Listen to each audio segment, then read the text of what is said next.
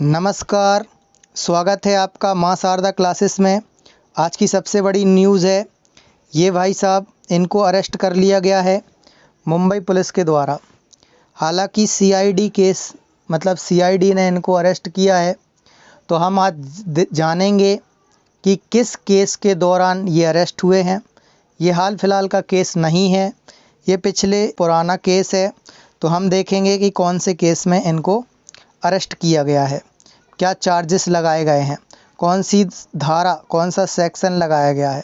तो देखो, ये भाई साहब जो दिख रहे हैं आपको, इनका नाम है अन्वय नायक। तो ये जो अन्वय नायक हैं, इन्हीं के केस के सिलसिले में मुंबई पुलिस के द्वारा गिरफ्तार किया गया है। तो पूरा केस जान लेते हैं सबसे पहले, तभी आपको ये समझ में आएगा। तो क्या था पूरा मामला वो देखो।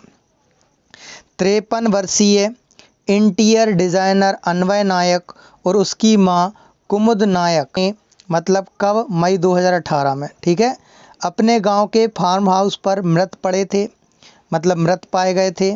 और अन्वय फर्स्ट फ्लोर पर मृत पाया गया, जबकि उसकी मां का शव जो है वो ग्राउंड फ्लोर में पाया गया था। इसके बाद 48 वर्षीय अन्वय की पत्नी अक्षता नायक ने मामले को दर्ज कराया था। उस घटना के बाद जो सुसाइड नोट मिला, उसमें मृतक ने आरोप लगाया, मतलब अन्वय नायक ने, कि उसकी मां और अपनी ज़िंदगी को समाप्त करने के लिए मजबूर होना पड़ा, क्योंकि उसे अर्नब गोस्वामी और 2 अन्य फिरोज शेख और नितेश सरदा के द्वारा 5.40 करोड़ रुपए, जिसमें आपका जो अर्नब गोस्वामी है, इनके देने थे लगभग 83 लाख रुपए, और जो फिरोज शेख हैं, इनके देने थे 4 करोड़ रुपए, और बाकी के रुपए देने थे नितेश सरद को, ठीक है। तो बकाया भुगतान नहीं किया था। मई 2020 में अन्वय नायक की बेटी अदन्या ने महाराष्ट्र के गृह मंत्री अनिल देशमुख, ठीक है, से दोबारा जांच करने की गुहार लगाई। तो अदन्या ने आरोप लगाया कि अलीबाग पुलिस ने मामले की ठीक से जांच नहीं की थी।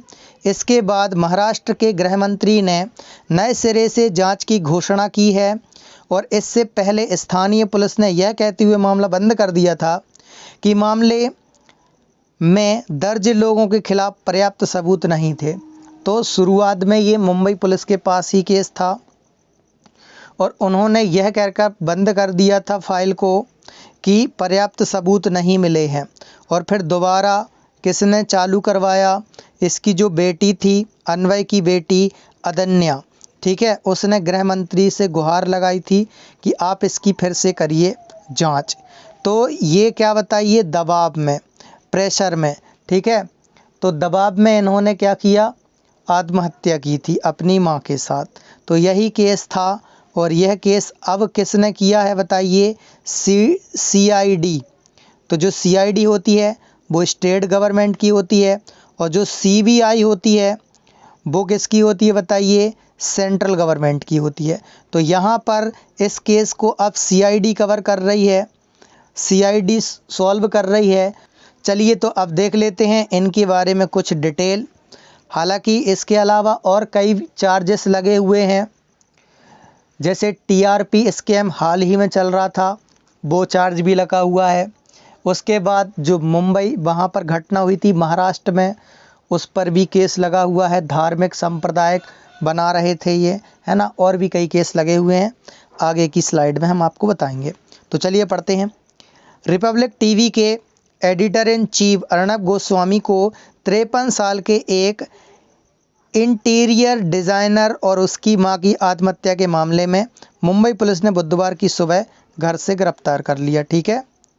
अब आपको ये सब कोई याद नहीं रखना है, अलीबाग पुलिस स्टेशन के अंदर है जब तक मैं आपको वीडियो रिकॉर्ड करके दे रहा हूँ तब तक। उनके खिलाफ टीआरपी स्कैम के मामले की अभी जांच चल ही रही है, ठीक है। चलिए अब और देखिए इम्पोर्टेंट न्यूज़ और क्या है इम्पोर्टेंट। देखो, ये तो हम आपको बता ही चुके हैं, ठीक है। तो धारा कौन सी लगाई गई है, आरपीसी 306 के तहत अर्नब को गिरफ्तार किया गया है।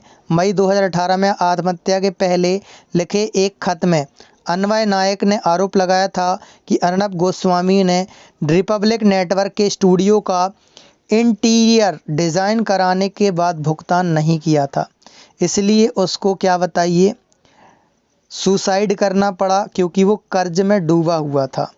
चलिए, ये था पूरा मामला और इसकी जांच कर रही है सीआईडी, जो कि स्टेट के अंतर्गत आती है, और सीबीआई आती है सेंट्रल के अंतर्गत। उम्मीद है आपको ये समझ में आया होगा। इससे रिलेटेड जो भी आगे न्यूज़ आएगी हम उसको आप अपडेट कर देंगे। मिलते हैं नेक्स्ट वीडियो में, तब तक के लिए जय हिंद।